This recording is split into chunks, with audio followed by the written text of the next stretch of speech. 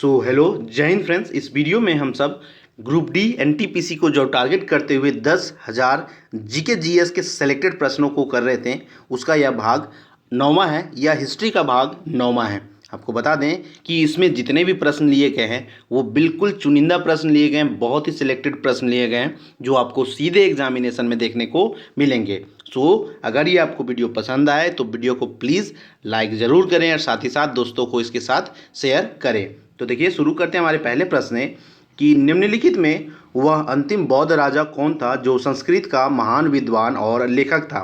तो यहाँ देखिए सवाल पूछ रहा है कि बौद्ध राजा यानी कि बौद्ध धर्म को मानने वाला वह अंतिम कौन राजा था जो संस्कृत का बहुत बड़ा और बहुत महान विद्वान थे और लेखक भी थे। याद रखिएगा, हर्षवर्धन ऐसे जो है राजा थे जो संस्कृत में बहुत ही विख्यात थे, बहुत ही पॉपुलर थे और ये बौद्ध धर्म को मानते थे। तो ऑप्शन डी क्या हो जाएगा, करेक्ट हो जाएगा। नेक्स्ट प्रश्न है कि हर्षचरित किसके द्वारा लिखी गई थी। वेरी इंपॉर्टेंट क्वेश्चन, कई बार इससे सवाल पूछा गया है कि हर्षचरित के लेखक कौन थे। याद रखिएगा, बाणभट्ट के द्वारा हर्षचरित लिखी गई थी। किसके द्वारा, बाणभट्ट के द्वारा। ऑप्शन बी क्या है, राइट आंसर है। नेक्स्ट प्रश्न देखिए कि चालुक्य राजा पुलाकेशिन II को किसने पराजित किया था। तो चालुक्य राजा पुलाकेशिन जो II थे उनको पराजित करने वाले कौन थे, उनको पराजित जो है नरसिंह वर्मन I के द्वारा किया गया था।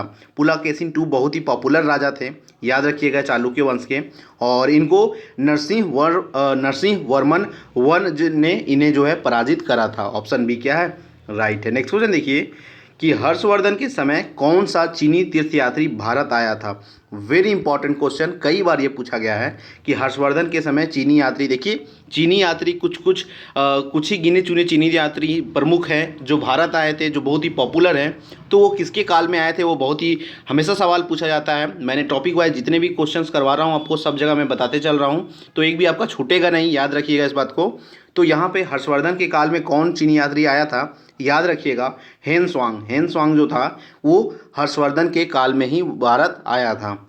नेक्स्ट है, किस व्यक्ति को द्वितीय अशोक कहा जाता है। Very important question. द्वितीय अशोक के नाम से प्रसिद्ध कौन है। तो हर्षवर्धन को द्वितीय अशोक के नाम से बुलाया जाता है। बहुत इंपॉर्टेंट क्वेश्चन है, बहुत कंफ्यूजिंग क्वेश्चन है, याद रखिएगा। द्वितीय अशोक के नाम से हर्षवर्धन को बुलाया जाता है। अशोक II नहीं, अशोक II वो अलग हो गया है ना। अशोक II अगर आता है कहीं पे लिखा तो वो नहीं, ठीक है। अशोक के दूसरे सम्राट होंगे अशोक II, लेकिन द्वितीय अशोक के नाम से कहा जाता है किसे, हर्षवर्धन को। यानी कि अशोक एक अशोक सम्राट तो थे ही, उन्हीं के जैसे दूसरा कौन थे, हर्षवर्धन थे। ऑप्शन डी क्या है, राइट है। नेक्स्ट क्वेश्चन देखिए कि हर्ष एवं पुलकेशिन II के मध्य हुए संघर्ष की जानकारी कहाँ से मिलती है।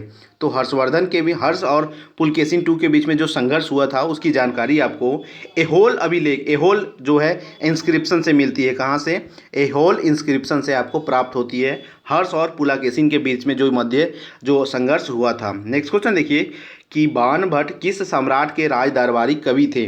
तो याद रखिएगा, बाणभट्ट जो थे किस सम्राट के राज दरबारी कवि थे। तो बाणभट्ट हर्षवर्धन के जो है समय में राज दरबारी कवि थे। इन्होंने ही जो है हर्षचरित की रचना करी थी। हर्षचरित बहुत ही पॉपुलर जो है किताब है। नेक्स्ट क्वेश्चन देखिए कि हेन स्वांग ने किसे शीला आदित्य कहा था। तो शीला आदित्य किसे बुलाया गया था, हेन स्वांग के द्वारा। हेन स्वांग चीनी यात्री था जो कि हर्षवर्धन के समय आया था। तो याद रखिएगा, हर्षवर्धन को ही, ठीक है, हर्षवर्धन को ही उन्होंने शीला आदित्य के नाम से बुलाया था। नेक्स्ट प्रश्न है कि गुप्त वंश के ह्रास के पश्चात उत्तर भारत के बड़े भाग पर पुनर्गठन किसने किया। तो गुप्त वंश जो का ह्रास यानी कि उसके जो है विघटन के बाद उत्तर भारत में जो है बड़े भाग पर जो पुनर्गठन किया गया था वह किसके द्वारा किया गया था।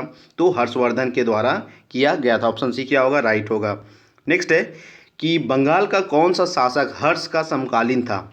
तो बंगाल का वह पॉपुलर कौन सा शासक था जो हर्ष का समकालीन था, यानी कि हर्ष के समय ही उसका काल था। तो राइट आंसर इसका ऑप्शन है शशांक जो था वह हर्ष का समकालीन था। याद रखिएगा, बहुत ही पॉपुलर रूलर थे शशांक, शैव धर्म को मानते थे। नेक्स्ट है कि हर्षवर्धन के शासनकाल में उत्तर भारत का सबसे महत्वपूर्ण शहर कौन सा था। तो हर्षवर्धन के शासनकाल में उत्तर भारत का सबसे महत्वपूर्ण शहर जो था वो था कनौज। कौन था, कनौज। हर्षवर्धन के समय की बात की जा रही है, तो हर्षवर्धन के समय कनौज सबसे पॉपुलर सिटी था नॉर्थ इंडिया का। नेक्स्ट है हर्ष की जीवनी किसने लिखी है? तो मैंने आपको बताया हर्ष की जीवनी बाण भट्ट के द्वारा हर्षचरित में लिखी गई है। ऑप्शन बी क्या होगा? राइट आंसर होगा। नेक्स्ट क्वेश्चन देखिए कि चालुक्य शासक पुलकेशिन II ने किस नदी के किनारे हर्षवर्धन को परास्त किया था? हर्षवर्धन कितने पॉपुलर जो सम्राट थे, राजा थे, मैंने अभी अभी करवा ही रहा हूँ इसके बारे में क्वेश्चन आप देख रहे हैं। तो हर्षवर्धन को हराने वाले पुलकेशिन II ने इन्हें कौन सी नदी पर इन्हें परास्त करा था? तो इनको जो है नर्मदा नदी पर परास्त किया गया था, नर्मदा नदी के किनारे। तो ये प्रश्न भी आपके लिए इंपॉर्टेंट है कि हर्षवर्धन को किसने हराया था? तो पुलकेशिन II ने। नेक्स्ट है, हर्षवर्धन अपनी धार्मिक सभा कहाँ किया करता था? तो हर्षवर्धन के द्वारा अपनी धार्मिक सभा जो है प्रयाग में, ठीक है, कहाँ पर? प्रयाग में वो अपनी धार्मिक सभाएं किया करते थे। नेक्स्ट प्रश्न है कि हर्षवर्धन की बहन राजश्री का विवाह किसके साथ हुआ था? तो याद रखिएगा, हर्षवर्धन की बहन का नाम था राजश्री। इनका विवाह मौखरी नरेश ग्रह वर्मा से हुआ था। किनसे? मौखरी नरेश ग्रह वर्मा से इनका विवाह हुआ था। ऑप्शन बी क्या होगा? राइट आंसर होगा। नेक्स्ट देखिए कि हर्षवर्धन ने 606 ईस्वी में हर्ष संवत की स्थापना किस उपलक्ष्य में की थी? तो 606 ईस्वी में हर्ष संवत की जो स्थापना जो है की गई थी, यह कौन से खुशी के उपलक्ष्य में? तो इन्होंने जो है अपने राज्यारोहण के उपलक्ष्य में ये इन्होंने 606 ईस्वी में हर्ष संवत की जो है स्थापना करी थी। याद रखिएगा, हर्ष संवत की स्थापना 606 ईस्वी में अपने राज्यारोहण के उपलक्ष्य में इन्होंने करी थी। किसने? हर्षवर्धन ने। नेक्स्ट क्वेश्चन है कि कौन वर्धन वंश की राजधानी थानेश्वर से कनौज ले गया?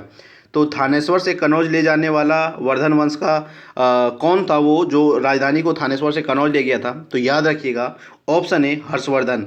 हर्षवर्धन ने जो है थानेश्वर से कनौज को जो है अपनी राजधानी बनाई थी। ऑप्शन ए क्या होगा? राइट होगा। नेक्स्ट क्वेश्चन है कि कवि बाणभट्ट निवासी था। तो कवि बाणभट्ट कहाँ का निवासी था?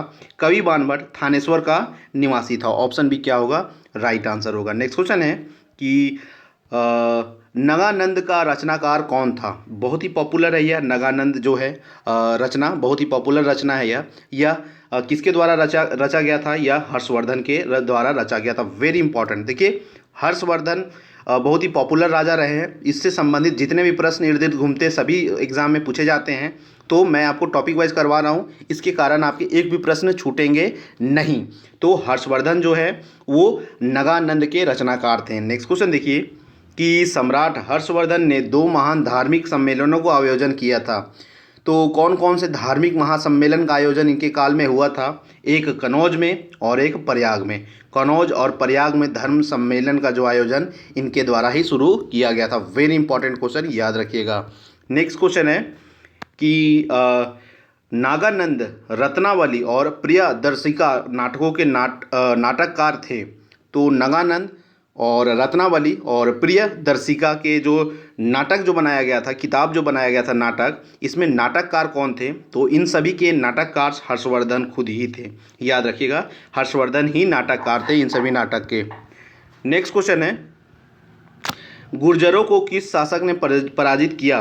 तो गुर्जरों को पराजित करने वाले शासक कौन थे? गुर्जरों को हर्षवर्धन ने पराजित किया था। ऑप्शन सी क्या होगा? राइट, हर्षवर्धन ने जो है गुर्जरों को पराजित करा था।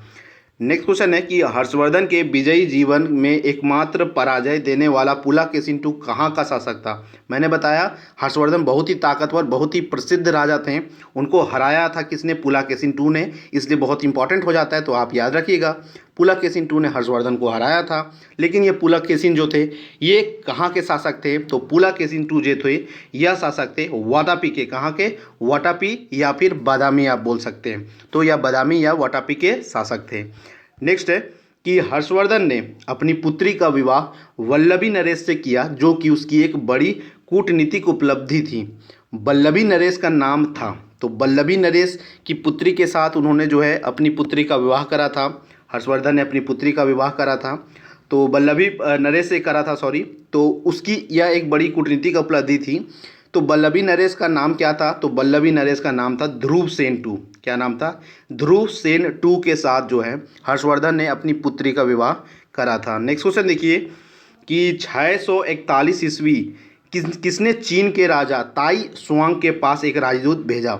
तो ताई तुसुंग के पास एक राजदूत भेजने वाला वो कौन था जिसने 641 ईस्वी में चीन के राजा के पास जो है एक राजदूत भेजा था? याद रखिएगा, हर्षवर्धन ने ही राजदूत जो है चीन भेजा था। किसके काल में? तो ताई तुसुंग के काल में। कब? तो 641 ईस्वी में। नेक्स्ट है कि किस चीनी यात्री को वर्तमान शाक्य मुनि एवं यात्रियों में राजकुमार कहा जाता है? तो किस चीनी यात्री को वर्तमान शाक्य मुनि या फिर यात्रियों में राजकुमार कहा जाता है? बहुत ही अच्छा प्रश्न है। तो हेनस्वांग जो था उसे वर्तमान शाक्य मुनि या फिर यात्रियों में राजकुमार के नाम से भी बुलाया जाता है। बहुत अच्छा प्रश्न है, जरूर याद रखिएगा। नेक्स्ट क्वेश्चन देखिए कि हर्षवर्धन के अग्रज राज्यवर्धन टू की हत्या किसने की थी? तो हर्षवर्धन के अग्रज राज्यवर्धन टू की हत्या की गई थी गौड़ नरेश शशांक के द्वारा। गौड़ नरेश शशांक के द्वारा। ये बुद्ध धर्म के विरोधी थे, कट्टर विरोधी, और बुद्धिस्ट बहुत सारे मंदिरों को, बुद्ध मंदिरों को इन्होंने तोड़ा था। तो इन्होंने ही जो है हर्षवर्धन के अग्रज राज्यवर्धन टू की हत्या इन्होंने की थी। नेक्स्ट क्वेश्चन है कि कुंभ मेला को प्रारंभ करने का श्रेय किसे दिया जाता है? जैसा कि मैंने आपको बताया, हर्षवर्धन को ही जो है कुंभ मेला का जो है कुंभ मेला को प्रारंभ करने का श्रेय इनको ही दिया जाता है। वेरी इंपॉर्टेंट क्वेश्चन, कभी भी ये सब प्रश्न आपको एग्जाम में देखने को मिलेंगे। नेक्स्ट है कि हेनस्वांग भारत में लगभग कितने साल रहा? तो हेनस्वांग भारत में लगभग 14 वर्षों तक रहा। कितने वर्षों तक? 14 वर्षों तक रहा। इन्होंने बहुत सारी बुद्ध धर्म पे जानकारियाँ इकट्ठी करी और वो ये चले गए।